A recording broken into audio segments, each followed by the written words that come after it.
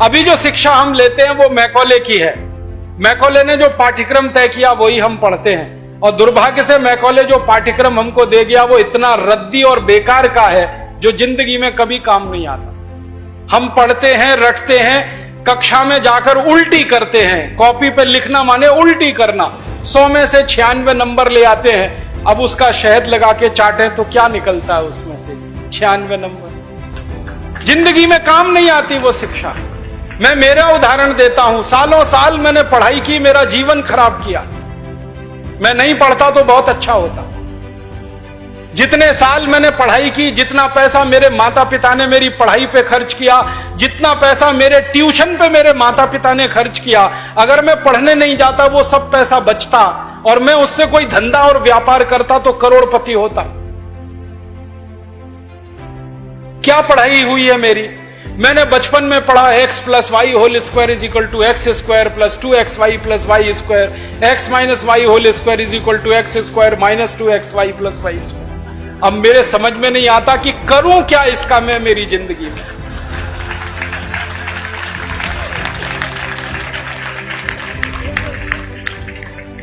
मेरे गणित के प्रोफेसर ने मुझको पढ़ाया, मैंने रटा, रट रट के दिमाग खराब किया, घंटों घंटों बर्बाद किए, किलो किलो कागज मैंने लिख लिख के खराब किए, और वो मेरी जिंदगी में आज तक काम नहीं आया। x + y होल स्क्वायर क्या करूं मुझे मालूम ही नहीं। मेरे गणित के प्रोफेसर को एक दिन मैंने कहा कि आपने मुझे ये क्यों पढ़ाया x + y होल स्क्वायर, मेरी जिंदगी में तो काम नहीं आया। तो मेरे गणित के प्रोफेसर कहते हैं, यार काम तो मेरे भी नहीं आया, मुझको किसी ने पढ़ाया, मैंने तुमको पढ़ाया। ये भेड़िया धसान क्यों चला रहे हो इस देश में? जो काम नहीं आता वो क्यों पढ़ा रहे हो इस देश के बच्चों? बचपन में मुझे पढ़ाया गया अमेरिका का पहला राष्ट्रपति कौन, क्या करूं इसका? मान लीजिए मुझे मालूम है अमेरिका का पहला राष्ट्रपति जॉर्ज वॉशिंगटन, करूं क्या? मालूम है मुझे, क्या करूं इसका? मैं सब्जी खरीदने जाता हूं बाजार में, सब्जी वाले को कहता हूं देखो मुझको मालूम है अमेरिका का पहला राष्ट्रपति जॉर्ज वॉशिंगटन था, वो सब्जी देगा क्या मुझे? फालतू में रटा रटा के मेरा दिमाग खराब कर दिया। अमेरिका का पहला राष्ट्रपति कौन? और मुझे इतना दुख होता है, तकलीफ होती है कि कोई मुझे ये पूछना शुरू करे कि तुम्हारे परिवार का पहला राष्ट्रपति कौन? मुझे नहीं मालूम। मेरे परिवार के राष्ट्रपति से मतलब मेरे दादा, दादा के दादा, दादा के दादा, दादा, कहीं से हमारा कुल शुरू हुआ ना, तो मेरे कुल का पति माने मेरा पहला पिता, वो कौन नहीं मालूम। और अमेरिका का पहला राष्ट्रपति मालूम है। और मुझे तो इतना दुख होता है कि अमेरिका का पहला ही राष्ट्रपति नहीं मालूम, 250 राष्ट्रपति मालूम है मुझे उनके, और मेरे कुल के 2.5 आदमी के नाम नहीं मालूम मुझे। मेरे पिताजी का नाम मालूम है, उनके पिताजी का, उसके आगे बढ़ता हूं तो सब ब्लैंक हो जाता है, याद ही नहीं मुझे। क्या करना है ऐसी शिक्षा से? काम की क्या है ये? बचपन में मुझको पढ़ाया कनाडा का क्लाइमेट कैसा, कनाडा का, भारत का नहीं, कनाडा का। कनाडा की जलवायु क्या है, क्या करूं उसका कनाडा की जलवायु का? मैं तो कभी कनाडा जाने वाला नहीं, कनाडा मेरे घर में कभी आने वाला नहीं, उसकी जलवायु पढ़ के करना क्या है? मैं शिवपुरी में रहता हूं, मैं भोपाल में, ग्वालियर में रहता हूं, मुझे शिवपुरी की जलवायु मालूम है तो कुछ काम आने वाली है। कनाडा की जलवायु क्या काम आने वाली है? कभी जिंदगी में मौका मिला कनाडा जाने का, जिसका कोई दूर दूर तक संभावना नहीं है, तब जाके वो बात कभी काम आएगी। उसके लिए रट रट के, पढ़ पढ़ के दिमाग खराब कर दिया घंटों घंटों। ऐसा फालतू इतिहास पढ़ाया। अकबर बड़ा महान था, होगा, मैं क्या करूं? अकबर महान था, ठीक है, मैं क्या करूं उसका? मेरी जिंदगी में उससे क्या फायदा होने वाला है अकबर की महानता से?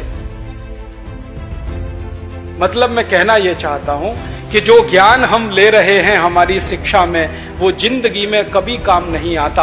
आप ईमानदारी से अपने बारे में एक दिन ये करना, मेरी बात है इसलिए नहीं, आपने जो जो पढ़ा है अपनी जिंदगी में याद करो, उसमें से कितना आपके काम आया। शायद आप 100 का नंबर निकालेंगे तो 5 भी काम नहीं आया, 5% भी काम नहीं आया। जो काम नहीं आया पढ़ा क्यों, फिर रटा क्यों उसको? और आप ऐसे सोचो, दूसरा उल्टा सोचो कि हमने जितना पढ़ा वो कितना हमें याद है। याद उतना ही रहेगा जो रोज काम आता है, बाकी कचरे को दिमाग निकाल के ऐसे ही फेंक देता है। जो याद ही नहीं रहे और काम नहीं आए उसको पढ़ना और पढ़ाना क्यों। तो मैंने सोचा कि शिक्षा व्यवस्था बदलना बहुत जरूरी है। हमारे बच्चों के ऊपर इतना बोझा हो गया है, इस बोझे ने बच्चों को खत्म कर दिया। कभी कभी तो मुझे इतना अफसोस होता है, अखबारों में खबर पढ़ता हूं 12वीं कक्षा का रिजल्ट आया, इतने बच्चों ने आत्महत्या कर ली। क्यों? फेल हो गए। बच्चे थोड़ी फेल हुए हैं, परीक्षा की पद्धति फेल हुई है हमारी, बच्चे फेल नहीं हुए। बच्चों के बारे में तो सारी दुनिया कहती है कि वो तो कच्ची मिट्टी के घड़े के जैसे हैं, जैसा आप शेप दोगे वैसे हो जाएंगे। हमारे बच्चों को हमारे अध्यापक और परीक्षा वाले शेप नहीं दे पाए, इसलिए परीक्षा पद्धति फेल हुई है, बच्चे फेल नहीं हुए।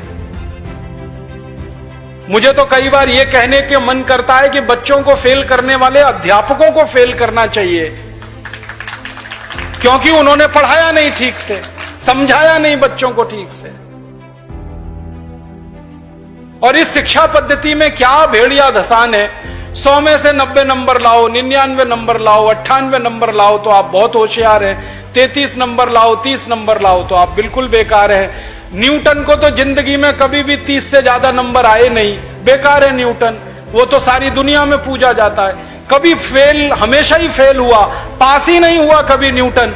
स्कूल वालों ने निकाल दिया उसको कि हर बार फेल हो जाता है, ये पढ़ने लायक नहीं है। जब स्कूल ने निकाल दिया उसको, तब उसका दिमाग खुल गया और उसने गिरते हुए सेब को देख लिया और उसने गुरुत्वाकर्षण का सिद्धांत दे दिया।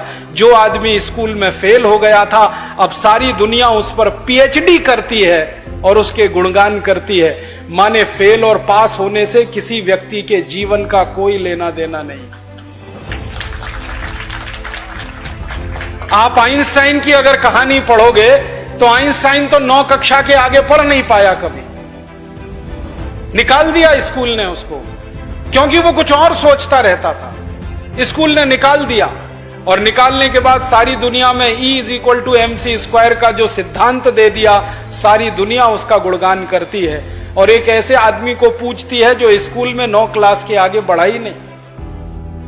मतलब मैं कहना चाहता हूं, 9 पढ़ जाए, 10 पढ़ जाए, 12 पढ़ जाए, 16 पढ़ जाए, इससे कुछ लेना देना नहीं। ज्ञान जो है ना, डिग्रियों से नहीं तौला जाता। ज्ञान अलग चीज है, डिग्रियां बिल्कुल अलग चीज है। मैं तो इसी देश की कहानी देखता हूं। धीरूभाई अंबानी 9 क्लास फेल हो गया, पेट्रोल पंप पे नौकरी करना शुरू किया और रिलायंस नाम का एक एम्पायर खड़ा कर दिया जो सारी दुनिया में 4.5 लाख करोड़ का है। 9 क्लास फेल आदमी 4.5 लाख करोड़ का एम्पायर खड़ा करके छोड़ गया। इसका माने ज्ञान का डिग्री से कोई संबंध नहीं है। घनश्याम दास बिरला 4 क्लास पढ़े, स्कूल और गांव छोड़कर निकल गए, लोटा लेकर कलकत्ता पहुंच गए और इतना बड़ा खानदान बना दिया, बिरला एम्पायर, जो आज लाखों करोड़ का है। 4 क्लास पास आदमी ने किया। बिरला जी कहा करते थे कि क्लास पास करना कोई महत्व की बात नहीं है, जीवन की तुलना। तो हम जीवन को जीने वाली शिक्षा हमारे विद्यार्थियों को दें, ऐसी शिक्षा व्यवस्था हम बनाएं जिसमें डिग्री का महत्व ना हो, ज्ञान का महत्व हो, परीक्षा का महत्व ना हो, सीखने का महत्व हो, पढ़ाने का महत्व नहीं हो, सिखाने का महत्व हो। अध्यापक भी सीखें, विद्यार्थी भी सीखें, दोनों सीखने की प्रक्रिया में आगे बढ़ें। ऐसी एक शिक्षा व्यवस्था हम बनाना चाहते हैं और यह पूरी शिक्षा व्यवस्था मातृभाषा पर आधारित होगी, ये अंग्रेजी पर आधारित नहीं होगी। अंग्रेज आए तो अंग्रेजी आई, अंग्रेज गए तो अंग्रेजी चली जानी चाहिए थी। क्यों हमने रख लिया इस अंग्रेजी को? अंग्रेजी में पढ़ाते हैं अपने बच्चों को, मार मार के सिखाते हैं, बच्चे बेचारे अक्सर उसमें फेल हो जाते हैं। हिंदुस्तान के बच्चे गणित में पास होते हैं, भौतिकी में पास होते हैं, रसायन में पास होते हैं, अंग्रेजी में फेल हो जाते हैं। होना ही चाहिए उनको अंग्रेजी में फेल, क्योंकि अंग्रेजी विदेशी भाषा है। मुझे आप एक अंग्रेज बताइए और दिखाइए जो हिंदी में पास हो जाए, तो मैं अंग्रेजी में पास होकर दिखा सकता हूं। जब कोई अंग्रेज हिंदी में पास नहीं हो सकता, तो हम भारत के विद्यार्थियों से क्यों अपेक्षा कर रहे हैं कि वो अंग्रेजी में पास हो? और अंग्रेजी भाषा नहीं है पास होने लायक, ये तो भाषा ही रद्दी है। इस भाषा का इतिहास जब मैंने पढ़ा, 5वीं शताब्दी में तो ये भाषा आई, माने मुश्किल से 1500 साल पुरानी है। हमारी भाषा तो करोड़ों साल पुरानी है, संस्कृत, हिंदी, मराठी, तमिल, तेलुगु, कन्नड़, मलयालम, ये तो 1500 साल पुरानी है। और दुनिया की सबसे रद्दी भाषा है अंग्रेजी, जिसकी कोई अपनी व्याकरण नहीं है जो शुद्ध हो और ठीक हो। आपको एक उदाहरण देता हूं। अंग्रेजी में एक शब्द है PUT, पुट, BUT, तो PUT पट होना चाहिए। CUT कट, BUT बट, तो PUT पट। अगर PUT पुट तो CUT कुट, BUT बुट, यही होना चाहिए ना। क्या मूर्ख लोगों की भाषा है, ग्रामर ही नहीं है।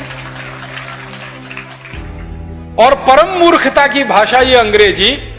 एक शब्द है अंग्रेजी में, उसमें कहते हैं केमिस्ट्री, CHEMISTRY, केमिस्ट्री। तो यहां पे CH जो है ना का हो गया, ठीक है। तो केमिस्ट्री में CH का हो गया, तो चोपड़ा में कोपड़ा होना चाहिए। CHOPARA है ना, उसको चोपड़ा क्यों कहते हैं, कोपड़ा कहो। और CHOPARA को चोपड़ा कह रहे हो तो CHEMISTRY को केमिस्ट्री कहो। फिर एक जगह CH का है, एक जगह CH चा है, कुछ समझ में ही नहीं आता क्या इनका हिसाब किताब है। मूर्खों की भाषा है ये अंग्रेजी। और इस भाषा की कितनी बड़ी कमजोरी है। अंग्रेजी में एक शब्द है SUN, माने सन, माने सूरज। अब किसी भी अंग्रेज माई के लाल को मेरी चुनौती है कि इसका दूसरा शब्द अंग्रेजी में से निकाल के लाए। SUN का पर्यायवाची है ही नहीं, लाएंगे कहां से? पूरी अंग्रेजी में सन का पर्यायवाची नहीं है, माने दूसरा शब्द नहीं है जो सूर्य को बता सके। अब हम संस्कृत की बात करें, सूर्य एक शब्द है, दिनकर, दिवाकर, रवि, भास्कर, मार्तंड, 84 शब्द हैं हमारे पास संस्कृत में। अंग्रेजी में एक ही है। एक शब्द है अंग्रेजी में मून, एक ही है, चंद्रमा। और हम संस्कृत में 56 शब्द हैं चंद्रमा के लिए। अंग्रेजी का एक शब्द है वाटर, माने पानी, वो अकेला एक ही है। वो नदी का पानी हो या नाले का, कुएं का हो या तालाब का, सब पानी वाटर है। और यहां भारत में हर पानी के लिए अलग शब्द है। बारिश का पानी अलग, समुद्र का पानी अलग, नदी का पानी अलग, तालाब का अलग, सरोवर का अलग, नाले का पानी अलग, कीचड़ का पानी अलग, सब पानी के लिए अलग अलग शब्द है। अंग्रेजी में एक ही है, वाटर। बहुत गरीब भाषा है अंग्रेजी, शब्द ही नहीं है उनके पास। कितने गरीब हैं, चाचा भी अंकल, मामा भी अंकल, मौसा भी अंकल, फूफा भी अंकल, फूफा का फूफा भी अंकल, मौसा का मौसा भी अंकल, कोई शब्द ही नहीं है अंकल के अलावा।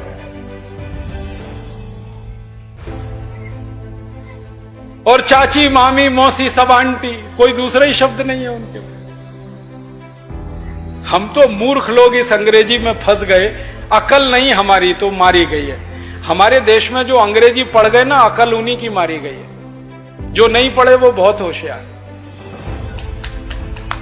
पता है, मैं कुछ लोगों के घरों में जाता हूं। मैंने जिंदगी में एक नियम बनाया, वो नियम यह है कि होटल में खाना नहीं खाऊंगा, होटल में ठहरूंगा नहीं। तो झक मार के मुझे घरों में ही ठहराना पड़ता है, खाना खिलाना पड़ता है, क्योंकि मैं खाता नहीं, होटल में ठहरता नहीं। तो हर बार नए नए घरों में जाता हूं खाना खाने, रहने के लिए। तो अंग्रेजी पढ़े लिखे लोगों के घर में भी जाता हूं, तो वो कैसे मूर्ख दिखाई देते हैं मुझे उसका उदाहरण बताता हूं। वो ना तो अंग्रेज है ना तो हिंदुस्तानी है, खिचड़ी है बीच की। और वो खिचड़ी कैसी है, किसी के घर में गया तो पिताजी का नाम घर में रामदयाल, माताजी का नाम गायत्री देवी, बेटे का नाम टिंकू। अब मैं यही पूछता हूं कि रामदयाल और गायत्री देवी का टिंकू कहां से आ गया?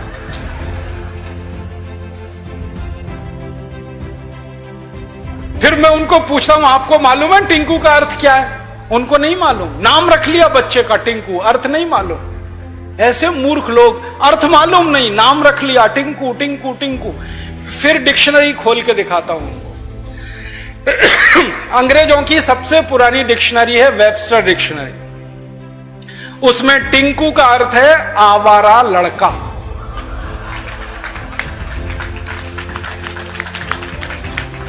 जो लड़का बाप की ना सुने, मां की ना सुने, वो टिंकू है। और हम क्या कर रहे हैं पढ़े लिखे मूर्ख लोग, आज्ञाकारी लड़के को टिंकू टिंकू टिंकू बोल बोल के आवारा बनाने की तैयारी कर। ऐसे अंग्रेजी मूर्खों के घरों में जब मैं जाता हूं तो ऐसे ही नाम मिलते हैं, बबली, डबली, डब्लू, बबलू। क्या मतलब है डब्लू, बबलू, बबली, डबली? डिंपल, ट्विंकल, कुछ मतलब ही नहीं। कुछ भारत में नाम की कमी हो गई है क्या? और इससे भी बड़ी बड़ी मूर्खताएं मैं देखता हूं। कोई अधकचरे हिंदुस्तानी, माने आधा अंग्रेज आधा हिंदुस्तानी के घर में जाऊं तो इंप्रेशन जमाने के लिए, माने रौब जमाने के लिए अंग्रेजी झाड़ेगा। हाँ, भले गलत सलत, लेकिन झाड़ेगा जरूर, रौब पड़े उसके ऊपर। वो क्या कहेगा? हिंदी में भी बोल सकता है, वो बात नहीं बोलेगा। वो कहेगा oh Rajiv Dixit, she is my missus. तो मैं पूछता हूं really she is your missus? क्योंकि उसको मिसेस का अर्थ नहीं मालूम। मिसेस का अर्थ जानते हैं क्या है? हर देश की अपनी सभ्यता, अपनी संस्कृति होती है, तो उसमें से निकले हुए शब्द की भी अपने इतिहास और संस्कृति की व्यवस्था होती है। इंग्लैंड की सभ्यता कैसी है मालूम है? इंग्लैंड की सभ्यता में एक सबसे खराब बात है जो आपको कभी पसंद नहीं आएगी, कि वहां एक स्त्री और एक पुरुष जिंदगी भर साथ कभी भी नहीं रहते, बदलते रहते हैं। जैसे हम कपड़े बदलते हैं ना, वैसे वो एक दूसरे को बदलते रहते हैं। एक पुरुष की 20 स्त्रियां हो सकती हैं, एक स्त्री के 20 पुरुष हो सकते हैं। मेरे कई दोस्त हैं इंग्लैंड और यूरोप में जिनकी 40-40 शादियां हुई हैं, 41वीं करने को तैयार। ये उनके यहां चलता रहता। इसको उनकी भाषा में कहते हैं एक्स्ट्रा मैरिटल अफेयर्स, पर स्त्री गमन पर पुरुष गमन। तो एक पुरुष कई स्त्रियों से संबंध रखता है, एक स्त्री कई पुरुषों से संबंध रखती है। तो पत्नी को छोड़कर जितनी स्त्रियों से संबंध रखने वाले होते हैं वो सब मिसेज में जाते हैं। माने मिसेज का अर्थ है धर्म पत्नी को छोड़कर कोई भी महिला जिसके साथ आप बिस्तर में रात को सोएं, वो मिसेज होती है, पत्नी को छोड़कर। अब यहां धर्म पत्नी को मिसेज बनाने में लगे हुए हैं। मूर्खों के मूर्ख पता नहीं कहां से पैदा हुए। मिस्टर का मतलब उल्टा है, पति को छोड़कर कोई भी पुरुष जिसके साथ आप रात बिताएं वो मिस्टर होता है। यहां पति को मिस्टर बनाने में लगे हुए। छोड़िए इन अंग्रेजी शब्दों को, इनमें कुछ दम नहीं। और एक तो सबसे खराब अंग्रेजी शब्द है, पता नहीं लोग बोलते कैसे हैं उसको, मैडम। आप जानते हैं मैडम कौन होता है यूरोप में? अंग्रेजों की संस्कृति में जहां पर परस्त्री गमन होगा वहां वैश्यावृत्ति होने वाली है कि नहीं? परस्त्री गमन, पर पुरुष गमन, वैश्यावृत्ति चरम पर होगी। तो वैश्याएं जो अपने कोठों को चलाती हैं, अपने वैश्यावृत्ति के काम में लगी हुई वैश्याओं की जो प्रमुख वैश्या होती है उसको मैडम कहते हैं।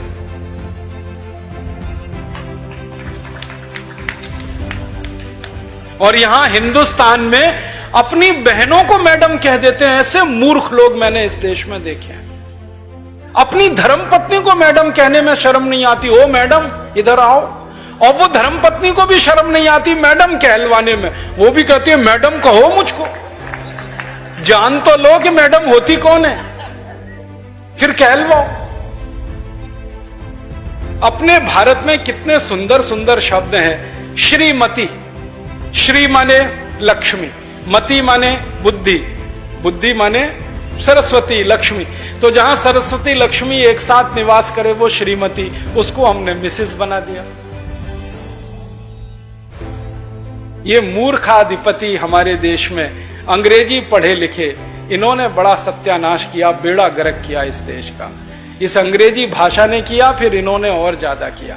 मेरा आपसे हाथ जोड़कर निवेदन है, इस अंग्रेजी भाषा में मत फंसिए, कुछ इसमें रखा नहीं है, दम नहीं है। कभी कभी तो मैं लोगों के घरों में जाता हूं, इतना गुस्सा आता है मुझे।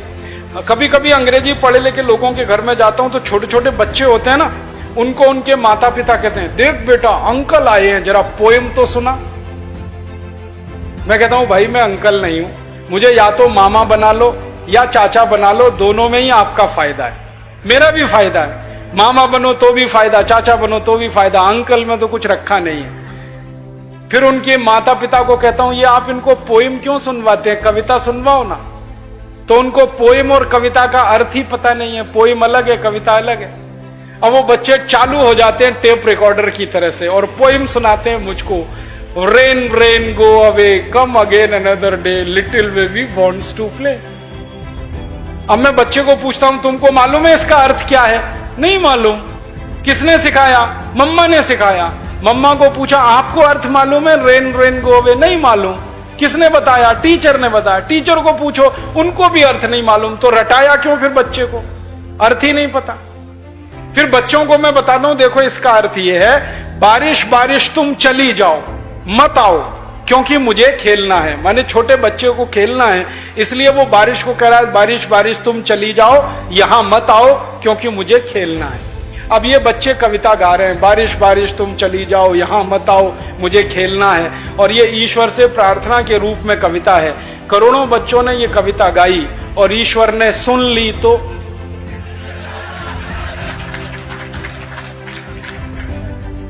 बारिश को वापस बुला लिया। तो क्या होने वाला है? बारिश नहीं होगी। बारिश नहीं होगी तो सूखा पड़ेगा। सूखा पड़ेगा तो आप भी भूखे मरेंगे, मैं भी मरूंगा, किसान भी मरेंगे। इतनी अकल नहीं है हमको, ये रेन रेन गो अवे कितनी खतरनाक चीज है। हमारे भारत में 60% खेती बारिश पर होती है, 40% खेत में ही सिंचाई की व्यवस्था है। जब 60% खेती बारिश पर हो तो बारिश ज्यादा होनी चाहिए इस देश में। ऐसी कविताएं हम बच्चों को क्यों नहीं सिखाते? लेकिन वो कविताएं मातृभाषा में हो सकती हैं, अंग्रेजी में नहीं हो सकते। मैं एक मराठी मातृभाषा की कविता सुनाता हूं आपको, अर्थ बहुत सीधा है उसका। वो कविता है, ये रे पाऊसा तुला देतो पैसा, पैसा झाला खोटा, पाऊस आला मोठा। ये रे माने आओ आओ, जल्दी जल्दी बारिश तुम आओ। पाऊसा माने बारिश। मराठी में कह रहे हैं, बारिश बारिश तुम जल्दी जल्दी आओ, नहीं आओ तो मैं पैसा देने को तैयार हूं, तुम आ जाओ क्योंकि मुझे बारिश की जरूरत है, क्योंकि खेत को पानी की जरूरत है, क्योंकि 60% खेती बारिश पर आधारित है। तो भारतीय कविता बारिश को बुलाने वाली होती है और अंग्रेजी कविता बारिश को भगाने वाली होती है। क्योंकि इंग्लैंड में मौसम खराब रहता है, कभी भी बारिश आती है, इसलिए वहां के बच्चे कहते हैं रेन रेन गो अवे, क्योंकि बारिश का कोई भरोसा नहीं।